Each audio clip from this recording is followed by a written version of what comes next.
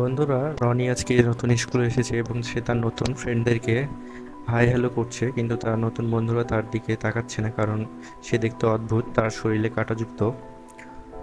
এবং রনি ক্লাস শেষে যখন বাসে যায়, কেউ তাকে বসতে নিচ্ছে না, সবাই তার সিটটা ফিল আপ করে দিচ্ছে। সো রনি এই রকম অদ্ভুত দেখার কারণে সে একা একাই বাসে বসে যাচ্ছে, একা একাই থাকে, মন খারাপ করে বসে থাকে। তার বন্ধুরা তার সাথে খেলতে আসলে সে খেলতে পারে না, কারণ তার শরীর কাঁটাযুক্ত, ফুটবলটি ফুটো হয়ে যায়। এবং দোলনায় দোল খেলতে পারে, কিন্তু সে খেলতে পারে না, কারণ তার গায়ে কাঁটাযুক্ত। আর তার বন্ধুরা তার এই কাঁটাযুক্ত শরীরের কারণে বাসে একসাথে বসতেও পারে না। তো রনি এই জন্য মন খারাপ করে। তো দেখতে দেখতে শীতকাল চলে আসে এবং ক্রিসমাস ডে চলে আসে। তো তার বন্ধুরা প্ল্যান করে রনিকে একটি সারপ্রাইজ দিবে, এবং তারা সেটি অ্যারেঞ্জ করে। তো রনি যখন ক্রিসমাস ডে পালন করতে তাদের সাথে যায়, তারা একটি গিফট বক্স দেয় রনিকে। তো রনি তো অনেক খুশি।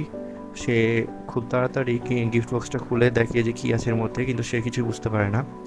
তার বন্ধুরা বলে যে এই ছোট ছোট এই ফোমগুলো লাগিয়ে দিলে তুমি আমাদের সাথে স্বাভাবিকভাবে মেলামেশা করতে পারবে। এবং তারা তাকে আলিঙ্গন করে জড়িয়ে ধরে। এবং এখানে আমরা বুঝতে পারি যে প্রকৃত বন্ধুরাই তার বন্ধুকে কতটুকু সাহায্য করে।